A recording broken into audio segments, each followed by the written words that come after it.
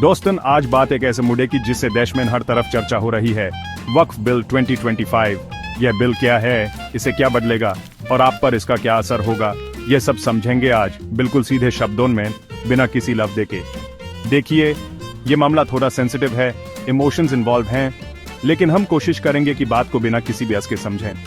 जैसे एक दोस्त दूसरे दोस्त को समझाता है, वैसे ही आज हम ये बिल डिसेक्ट करेंगे। तो चाय नाश्ता उठाइए, फोन साइलेंट पे डालिए और तैयार हो जाइए एक इम्पोर्टेंट डिस्कशन के लिए, क्योंकि ये सिर्फ एक बिल नहीं है, ये तो बहुत कुछ बदल सकता है। तो भाई लोग, पहले बात करते हैं इस बिल के पॉजिटिव एस्पेक्ट्स की। गवर्नमेंट का कहना है कि इससे वक्फ प्रॉपर्टीज का सही इस्तेमाल हो पाएगा। मतलब जो जमीन जायदाद वक्फ के नाम पर है, उसको मॉडर्नाइज किया जा सकेगा। अभी ही क्या है ना, बहुत जगह ये प्रॉपर्टीज बस यूं ही पड़ी रहती हैं, उनका सही से उसे नहीं हो पता।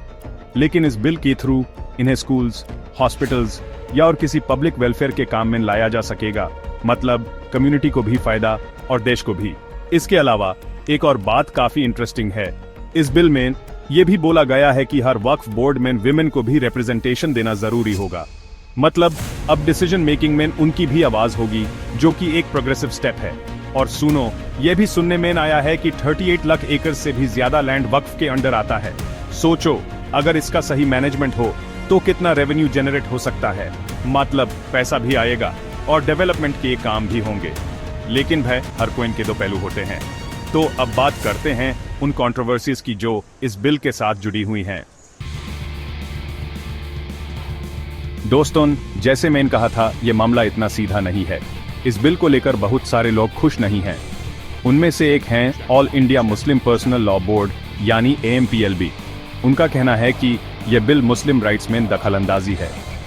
मतलब उनका यह मानना है कि वक्फ प्रॉपर्टीज अल्लाह के नाम पर हैं और गवर्नमेंट को इसमें इंटरफियर नहीं करना चाहिए। और सिर्फ AMPLB ही नहीं, ऑपोजिशन पार्टीज ने भी इस बिल का जमकर विरोध किया है। उनका कहना है कि यह बिल BJP का एक पॉलिटिकल एजेंडा है, जिसे वो कम्युनिटी को टारगेट कर रही है। इस बिल को लेकर देश के कई हिस्सों में प्रोटेस्ट्स भी हुए हैं। दिल्ली हो या हैदराबाद, लोग सड़कों पर उतरे और अपना गुस्सा जताया। और ये मामला अब सुप्रीम कोर्ट तक भी पहुंच गया है। बहुत सारी पिटिशंस डाली गई हैं, जिसमें इस बिल को अनकॉन्स्टिट्यूशनल बताया गया है। तो दोस्तों, ये एक तरफ का स्टोरी है। अब आपको क्या लगता है, क्या यह बिल सच में मुस्लिम कम्युनिटी के लिए हार्मफुल है या फिर यह सिर्फ एक पॉलिटिकल स्टंट है? चैप्टर 3, एजुकेशन का क्या होगा। एक और बात जो बहुत इंपॉर्टेंट है, वो ये कि वक्फ प्रॉपर्टीज का इस्तेमाल मदरसास और मुस्लिम एजुकेशनल इंस्टीट्यूशंस को फंड करने के लिए भी होता है। अब ये नए रूल्स से उन इंस्टीट्यूशंस पर क्या असर पड़ेगा, यह तो टाइम ही बताएगा। लेकिन कुछ लोगों का कहना है कि इससे उनकी फंडिंग कम हो सकती है, जिससे उनका चलाना मुश्किल हो जाएगा। दूसरी तरफ गवर्नमेंट का कहना है कि वो एजुकेशन सिस्टम को मॉडर्नाइज करना चाहती है, जिससे मुस्लिम कम्युनिटी के बच्चे भी मेन स्ट्रीम एजुकेशन में आगे बढ़ सकें। लेकिन ये बात कितनी सही है, ये तो वक्त ही बताएगा, क्योंकि एजुकेशन एक ऐसा मुद्दा है जिसके साथ किसी भी तरह की छेड़छाड़ किसी को भी रास नहीं आती। चैप्टर 4, सुप्रीम कोर्ट क्या कहता है। जैसे मैंने बताया, इस बिल को लेकर सुप्रीम कोर्ट में कई पिटिशंस डाली गई हैं। पिटिशनर्स का कहना है कि यह बिल उनकी रिलीजियस फ्रीडम का वायोलेशन करता है। अब सुप्रीम कोर्ट ने इस केस को एक्सेप्ट कर लिया है और जल्द ही इस पर हियरिंग शुरू होगी।